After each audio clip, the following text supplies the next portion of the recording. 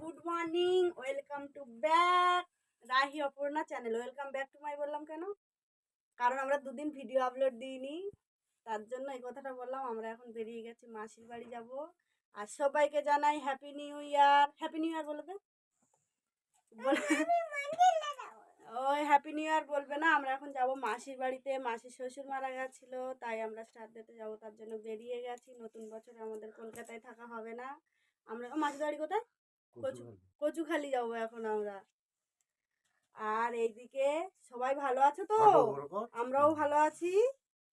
আর এইদিকে দেখো, রাহিও রেডি হয়ে গেছে, আমিও রেডি হয়ে গেছি।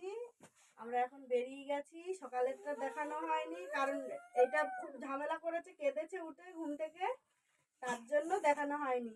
তো চলো আমরা বেরিয়ে যাই। মনে করেছো রিক্সা করে যাবো, তার জন্য রিক্সা লাইনের দিকে যাচ্ছি। বাবা, আমি আর এই যে আমাদের রাহি রানী। কই দিদিরাও যাবে, ওরা ওই দিক দিয়ে রিক্সা করে চলে যাবে বাসদনি। আর বাবার আমি এই দিক দিয়ে রিক্সা করে যাচ্ছি। তো চলো রিক্সা লাইনের দিকে যাওয়া যাক। থেকে আমরা নেমেও পড়েছি। ওই যে বাবা রিক্সা ভাড়া দিচ্ছে। জেঠুর গাড়িতে এসে দেখি লাইনে দেখি জেঠু আছে। জেঠুর গাড়িতে করে আমরা চলে এসেছি। ওই যে বাবা গাড়ি ভাড়া দিচ্ছে। এবার অটো করে গড়িয়া। কিসে করে যাবি তুই?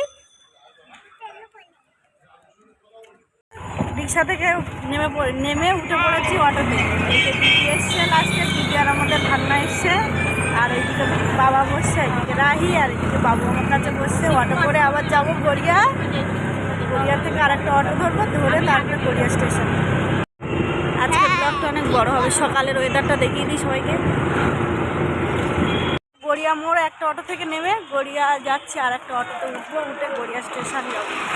এই যে রাহি যাচ্ছে, আর এদিকে আগে যাচ্ছে বাবা, আর বাবুই আগে যাচ্ছে। দৌড়াচ্ছি সকালবেলা আমাদের এখন। মানে আমরা 2 কেজি ওয়েট কমে যাবে আজকে আমাদের হাঁটতে হাঁটতে। আর একটা অটোতে উঠে পড়েছি।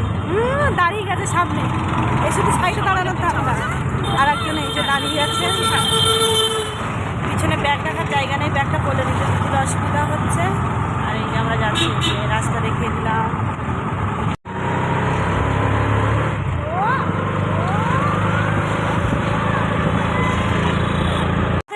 আমরা স্টেশনের দিকে যাচ্ছি। যে পিছনে দিদি হেঁটে হেঁটে আসে।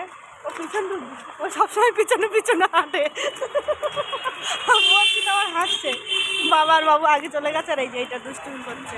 ঠিক আছে, এই যে রাহি মণ্ডল, ঋষভ প্রধান, গুম্পা প্রধান, আমি কি অপর্ণা মণ্ডল। স্টেশনে চলে এসছে, ট্রেন আসেনি এখনো। 8:55 তো ট্রেন মনে হয়। 8:55 তো বললো না বাবা? 8:55 তো ট্রেন আছে আমাদের। এদিকে আমরা ক্যানিং ট্রেনে উঠেও পড়লাম। উঠে একটু রাহির মনটা দুঃখ করে বসেছিল। রাহি কারণ আমার থেকে একটু আলাদা বসছিল। উনি একটা আঙ্কেলের পাশে গিয়ে বসছে, কারণ জায়গা ছিল না। আর এদিকে রাহির দাদা আমার কোলে বসছিল, তার জন্য দাঁতটা বের করে দিলে হি করে আমরা ক্যানিং ট্রেন থেকে নেমে হেঁটে হেঁটে যাচ্ছি। চারদিকটা এত ভিড় হয়েছে, কারণ আজকে আমাদের ক্যানিং মাঠে আজকে ফাইনাল খেলা হচ্ছিল। আর এদিকে আমরা ট্রেকারে উঠে পড়ে চলে আসছিলাম। ক্যানিং ব্রিজটা একটু তোমাদের দেখিয়ে দিলাম, ফোনটাও বের করতে ভুলে গেছিলাম, তার জন্য মানে ব্রিজ থেকে নামছি তখন দেখাচ্ছি।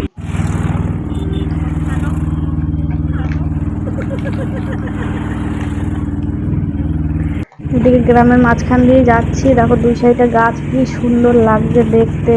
অনেকদিন পরে আসলাম না এই দিকটায়, তার জন্য প্রায় 6 বছর বাদে এসেছি। মাসির বাড়ি যাচ্ছি আজকে।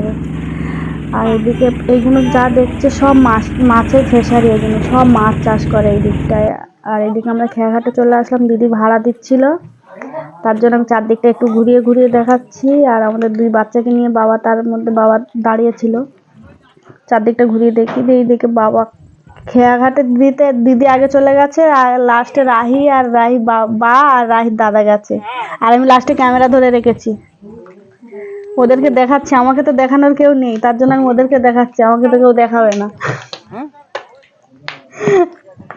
আর এই যে এই নি, যাও যাও উঠে যাও, পড়বে না, উঠে যাও। চারদিকটা লুক ঘুরিয়ে দেখিয়ে দিলাম বসে। দিদিকে বলছি তাকাও এদিকে, তার মধ্যে বাবু এসে দেখিয়ে দিল মুখটা। আমি একটু চারদিকে ঘুরে লাস্টে বাবার কাছে ফোনটা নিয়ে চলে গেলাম রাহিকে দেখাবো বলে। মাম্মাম বসছে, আর এদিকে মাম্মামের বা বসছে। বা না দাদু, এদিকে দেখো আমরা পাঠানখালী মানে নদীটা পার হচ্ছি, আর এদিকে তোমাদের চারদিকটা ঘুরিয়ে দেখছিলাম। আমি না ইচ্ছা করে না মানে অরিজিনাল সাউন্ডটা বন্ধ করিনি, কারণ কেমন জায়গা দিয়ে যাচ্ছি অনুভব করতে পারবে। তোমরাও সবাই চলে আসো সুন্দরবনে ঘুরতে। অনেক লজ আছে, মানে হোটেল আছে ভালো ভালো, এমনি বোটে করে নিয়ে ঘোরায়। তোমরা মানে চলে আসলে মানে জায়গাটা বুঝতে পারবে কত সুন্দর জায়গা এদিকটায়।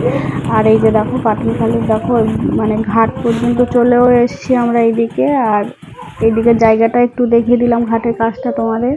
আর ওই যে বোটটা দেখছো না, ওইখানে দেখো চাল নিয়ে এসছে বোটে করে, মানে এত নিচ থেকে ওরা মাথায় করে চালটা উপরে মানে তোলে ওরা মাথায় করে করে, কত ভারী ভারী জিনিস, মানে ভারী চালের বস্তা। ওই যে তার জন্য আমি ফোনটা সামনে নিয়ে গেছি, নিয়ে গিয়ে তোমাদের দেখাবো বলে। এই যে দেখো কত ভারী ভারী চালের বস্তা ওরা মাথায় করে নিয়ে তুলছে। আর এদিকে বাবা রাহি এদিকে দেখো যাচ্ছে, রাহির হাত ধরে রেখেছে বাবা। কাউন্ট করতে করতে উঠছে রাহি, যেমন কাউন্ট করে ও একটু মানে 1 2 করে যেমন কাউন্ট করে ও সেরকম কাউন্ট করে। ভোর থেকে নেমে আমরা বসে গেলাম টোটোতে। টোটো করে আবার যাবো, আবার মতো উঠতে হবে না, আরেকটা নদী পার হতে হবে এখন আমাদের। আর 2 ফুচকা খাওয়া খিদে পেয়ে গেছে, তাই বাবা বিস্কুট আনতে গেছে। 2 ফুচকাকে নিয়ে এখন গাড়িটা ছাড়েনি, ছাড়বে।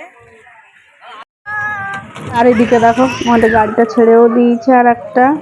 ওই যে যাচ্ছি গ্রামের ভিতর দিয়ে, রাস্তাটা তোমাদের দেখিয়ে দিলাম। এই যে যাচ্ছি, আর এদিকে বাবু বসছিল ওই দিকটায় গাড়ি মানে ঝাঁকুনি, তো আবার আমাদের মাঝখানে এসে বসছে। আর এদিকে মাঠগুলো দেখো, মাঠগুলো এত সুন্দর লাগছে দেখতে কুয়াশার মধ্যে। আমরা তো এসে অনেকটাই বেলা হয়ে গেছে, আরও সকালে আসলে কুয়াশার মধ্যে না আরও দেখতে ভালো লাগে। আমরা গেছি তখন প্রায় বাজে 12:30 পৌনে 1টা বাজে। আর এদিকে ধানের গোলাগুলো দেখো কত সুন্দর লাগছে। এই যে ধানগুলো কিন্তু ঝাড়াই হয়নি, মানে একটা একটা করে ঝাড়াই হবে, মানে একটা একটা ধানের গোলা ধরে ধরে ওরা ঝাড়ায়। আর মাঝখানে রাস্তাটা দেখো কত সুন্দর লাগছে দেখতে। হয়তো আমার ফোনটা একটু কাঁপছে কেন বলো তো, মানে এত রাস্তা বাজে এদিকে, এত রাস্তা বাজে মানে বলার মতো না। এদিকে আমরা বেলতলি মানে নেমে মানে বেলতলি ঘাটে চলে এসেছি টোটো করে। আর এদিকে বাবা যাচ্ছে রাহিকে নিয়ে আগে। রাহি আমার কাছে ছিল, রাহি তো একদম ভক্ত হনুমান। আর এই যে মিষ্টির দোকানে চলে এসেছি, কি মিষ্টি নেবো কি মিষ্টি নেবো। আমার না সন্দেশ মিষ্টিটা, এই যে সন্দেশটা যে দেখছো ওইটা আমার বেশি পছন্দ হয়েছিল, কিন্তু বাবা বললো মিষ্টি নেওয়া যাবে না, কি নেবো করে একটু আমি তোমাদের চারদিকটা মিষ্টি দোকানটা দেখিয়ে দিলাম। লাস্টে কি নেবো না দানাদার নেবো, এই যে দানাদারটা নিয়েছি আমরা লাস্টে দানাদারটাই নেওয়া হলো আমাদের মিষ্টি। আজকে রবিবার, তার জন্য মাসিদের এখানে বেলতলিতে মানে বাজার বসে রবিবার করে, প্রচুর লোক হয় এখানে। মানে সপ্তাহে একটা দিন বাজার হয়, তো তার জন্য প্রচুর লোক হয়। দিয়ে এই দেখো খেয়াঘাটে কত ভিড়। আমি মানে যখন নামছি ওইটা দেখাবো তখন মানে এত ভিড় ছিল আমি ফোনটা ধরতে পারিনি, যদি পড়ে যায় নদীতে। আর এইদিকে দেখো তার জন্য বোর্ডে উঠে আমি তোমাদের দেখিয়ে দিলাম চারদিকটা। আর একটা নদী, মোট 2টো নদী পার হতে হয় মাসিদের বাড়ি আসতে গেলে। কত বোর্ডের উপরে কত লোক, যখন নামছি দেখো না কত লোক। আবার এই পার থেকে লোক যাবে ওই পারে, প্রচুর লোক হয় এইদিকে, প্রচুর লোক হয়। আর এই যে মাসিদের বাজারে চলেও আসলাম, এখান দিয়ে হেঁটে হেঁটে মাসির বাড়ি চলে যাবো। হেঁটে যাবো না বলে বাবাকে বললাম এতটা হেঁটে যাবো। ফাইনালি মাসির বাড়ি চলেও আসলাম আমরা এদিকে।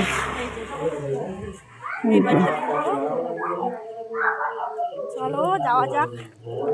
কি অবস্থা বাড়ির পরিস্থিতি কি। আর এদিকে মামা আসছে, বাবু আসছে, বাবাও আসছে। চলো মাসির বাড়ি ঢুকলাম, মাসি দাঁড়িয়ে আছে। আমরা এদিকে দুপুরে খাওয়ার জন্য বসে পড়েছি, রাহি বাবা আমি বাবু। প্রধান বসে পড়েছে, আর এদিকে আমাদের রুম্পা প্রধান তো আছেই। দুপুরবেলা খাবো বলে দিদিকে একটু খুশিয়ে দিলাম তার মধ্যে।